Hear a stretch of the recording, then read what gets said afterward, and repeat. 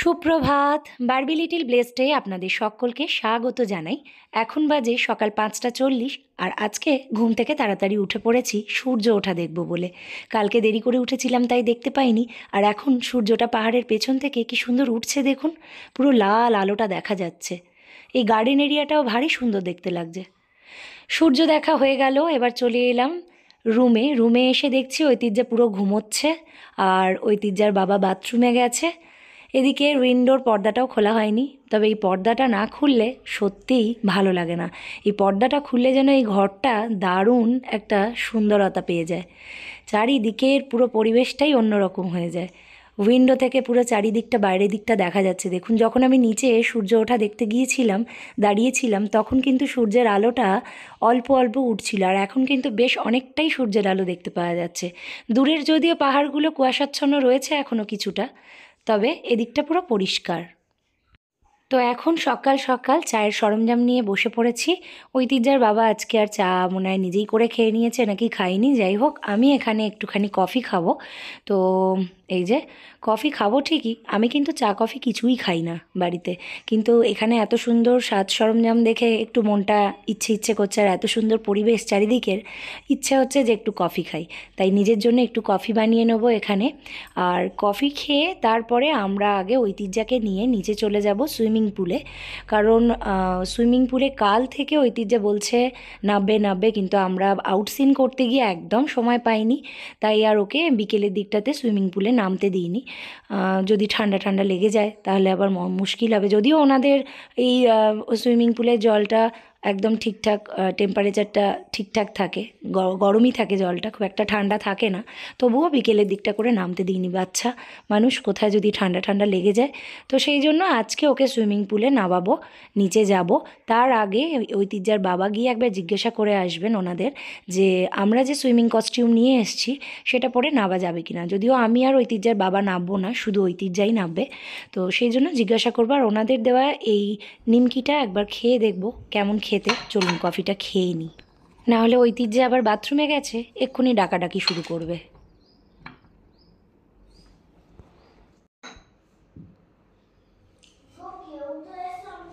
Coffee খাওয়া শেষ হতে না হতেই ঐতিহ্যার ডাক পড়ে গেল। ঐতিহ্যাকে ফ্রেশ করিয়ে নিয়ে এবার চলে যাব নিচে কস্টিউম কাউন্টারে, যেখান থেকে সুইমিং কস্টিউম ঐতিহ্যার জন্য আমরা পারচেস করব, কারণ আমাদের আনা সুইমিং কস্টিউম ওনারা অ্যালাউ করছেন না। তো সুইমিং পুলে নামবার জন্য তাদের নিজস্ব যে সুইমিং কস্টিউম কাউন্টার রয়েছে সেখান থেকে পারচেস করতে হবে। তো আমরা সেখানেই চলে যাচ্ছি এখন। কস্টিউমটা নেওয়া হয়ে গেলে তারপরে সুইমিং পুলে যাব। এই যে কস্টিউমের জায়গায় চলে এসেছি। ঐতিহ্যের সাইজ অনুযায়ী একটা কস্টিউম নিয়ে নিয়েছি।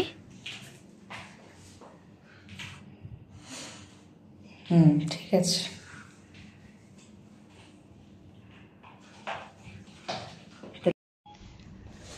1300 টাকা নেবে, 1300 রুপিস এই ড্রেসটার দাম, সুইমিং কস্টিউমটার। দেখি ঠিক করে দিই, ট্যাগটা কাটতে হবে। ট্যাগটা দেখি কত আছে। 1300 টাকাই আছে, 1299। সুইমিং কস্টিউমটা দেখলেনই, যে এটা স্পিডোর সুইমিং কস্টিউম, 1300 টাকা দাম। তো এটা এখান থেকে ওর জন্য পারচেস করে নিয়ে এবার ওকে নিয়ে যাচ্ছি। আর ওর হাসিটা দেখলেন, এতক্ষণে ও স্বস্তির নিঃশ্বাস ফেললো যে আলটিমেটলি ও সুইমিং পুলে যাচ্ছে। আর এই জোনটা দেখছেন, এটা কিন্তু স্পা, মানে পার্লার আর কি, যা আর কি পেডিকিওর ম্যানিকিওর সবটাই এখানে হয়। তো এখানে এখন দাঁড়িয়ে আছে ঐতিহ্যা, আর ওনারা এখন শুধু বিলটা দেবে। এইটার টাকাটা ঐতিহ্যার বাবা দিয়ে দিলেই আমরা চলে যাব। ঐতিহ্যা এখানে দাঁড়িয়ে দেখছে যে ট্যাগটা কী করে কাটা যায়। ওনারা এখন ঐতিহ্যার ড্রেসের ট্যাগটা কেটে দিচ্ছেন। এই যে ওনার সাথে আরও একজন আছেন, একজন বিল বানাচ্ছেন আর একজন ট্যাগটাকে কাটছেন। তো চলুন এবার তাহলে সুইমিং পুলের এরিয়াটাতে আমরা যাই। তবে পার্লারটার ভেতরে ঢোকার ঠিক মুখেই একটা সুন্দর ড্রেসিং টেবিল, যা কিনা গোলাপের পাপড়ি দিয়ে ডেকোরেশন করে রেখেছেন, বেশ সুন্দর লাগছে।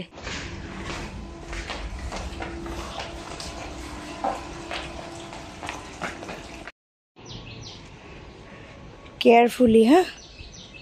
ফার্স্টে তুমি দেখো নেবে যে কতটা স্টেবল, মানে কতটা তুমি নামতে পারছো।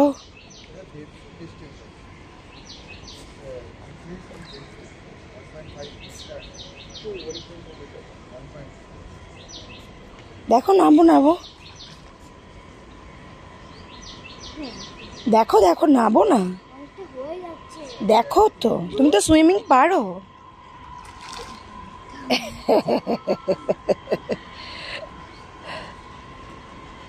সুইমিং পুলে জলটা বেশ অনেকটাই আছে, তো ওই জন্য ঐতিহ্যার পুরো মাথার উপরে চলে যাচ্ছে জলটা। এইখানে আয়, এখানে সিঁড়ি আছে, দিকটায় আয়।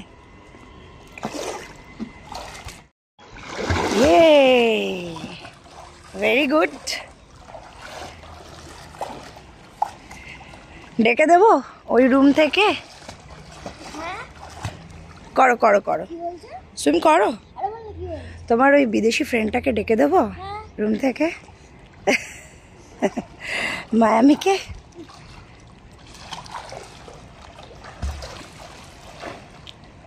Very good.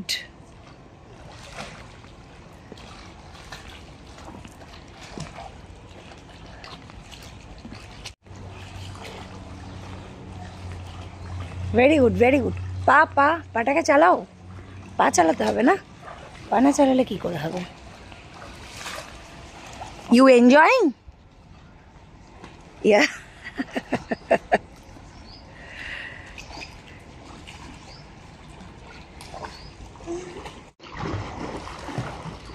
Wow, lovely.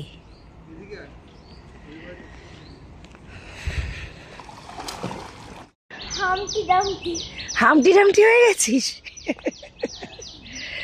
চলো নে করো। হ্যাঁ ওখান থেকে পড়ে তো জলটা। চলো চলো করো, সুইম করো।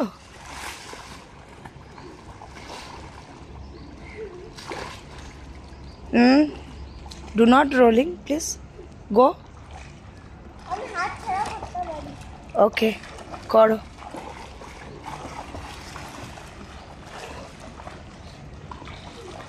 ঐতিহ্য সুইমিং পুলে নেবে, জলের সাথে খেলা করতে খুব ব্যস্ত, ও তো খুব মজা পাচ্ছে।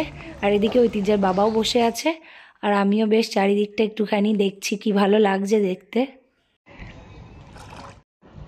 কি হলো? Wow, lovely.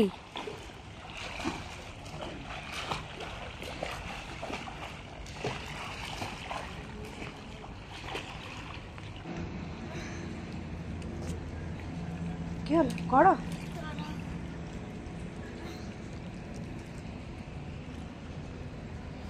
हाँ मेल फॉरवर्ड कर दो जी मेल पे। अच्छा कौन सा मेल पे करोगे? मैं तो व्हाट्सएप कर रहा हूँ।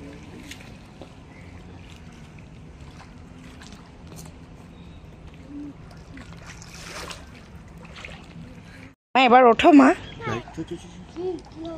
ওঠো মা ওঠো। আর নেই টাইম হাতে।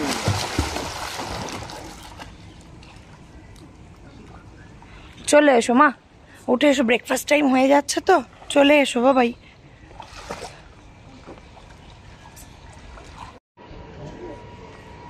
চলো চলো চলো চলো। স্যারকে দেখালাম।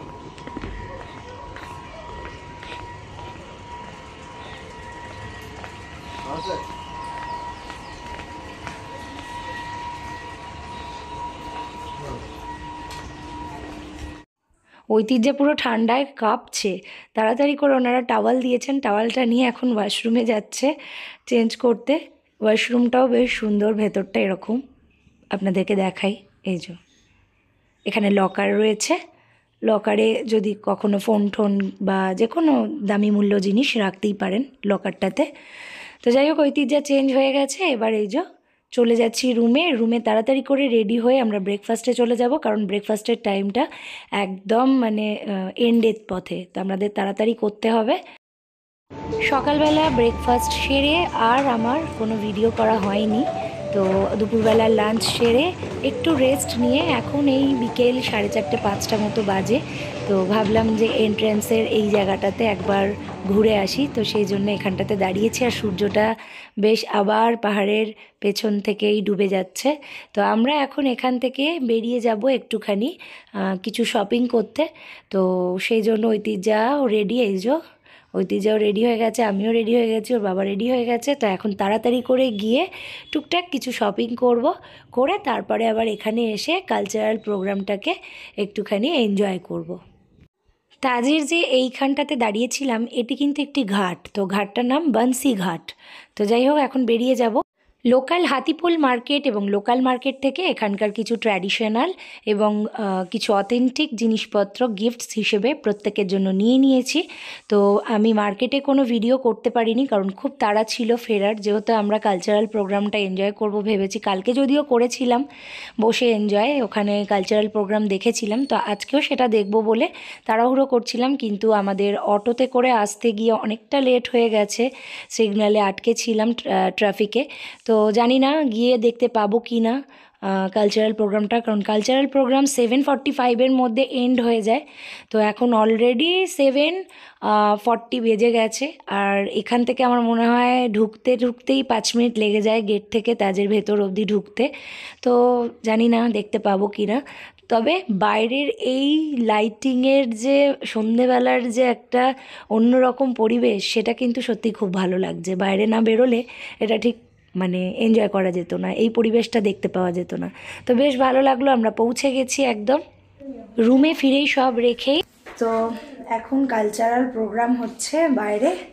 তো তাজের এটা মানে নিজস্ব ভেতরে একদম হয় গেস্টদের জন্য, যারা তাজে আছে, ফরেনিয়াররা বা ইন্ডিয়ানরা, যারাই আর কি গেস্ট তাজের, তাদের জন্য ওরা স্পেশাল এই ফোক কালচার একটা প্রোগ্রাম অর্গানাইজ করে। তো আমরা তার জন্য রেডি হয়েছি।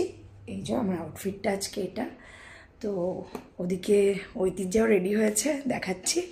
তো এখন আমরা যাচ্ছি কালচারাল প্রোগ্রামে। এই যে এখানে রেডি হয়ে গেছে, গো। রুম থেকে বেরিয়েই বাইরের রিসেপশন জোন দিয়ে বেরিয়ে যখন যাচ্ছিলাম, তখন জানতে পারলাম যে কালচারাল প্রোগ্রামটা কিন্তু শেষ হয়ে গেছে। তাই কি আর করব, এই জোনটাতে এসে এখন আমরা বসে নিজেরাই একটুখানি আনন্দ করছি। আর বাইরের এই পরিবেশটা দেখতে ভালো লাগছে, চারিদিকটা আলোয় আলোকিত, এখন দিওয়ালির সময়, সেই জন্য। ঐতিহ্যকে দেখুন কি আনন্দ, লাফালাফি করছে। মামা জানো, আমি এসে থেকে আমার পুরো প্রিন্সেস ফিল হচ্ছে, জানো? তাই? একদম এঞ্জেল। ওরে বাপরে, কিরকম একদম এঞ্জেল। এঞ্জেল লাগছে নিজেকে, এঞ্জেল। এই যে আমার উড়তে বাদল, पंछी पंछी पंछी बनूं उड़ता फेरो मस्त गगन में। তাই এরম মনে হচ্ছে? তাহলে তুই একটা কাজ কর, তুই আমি আর পাপা চলে যাচ্ছি, কালকে ফ্লাইট আছে, আর তুই তাহলে এখানে থেকে যাবি, তাজে বলে দিচ্ছি, ঠিক আছে? পড়াশোনা তো করবি না? না না, পড়াশোনা করবো, আমি টপার না।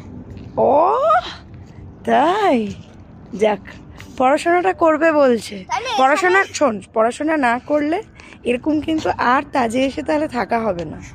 না না, তুমি সব বুক তুলে এখানে নিয়ে এসো, আমি এখানে পড়াশোনা। তাজে? আচ্ছা, ওটাই বাকি আছে। যে ঘোরাফেরা করবো, যেমন ঘোরাফেরা করছি। ওহো,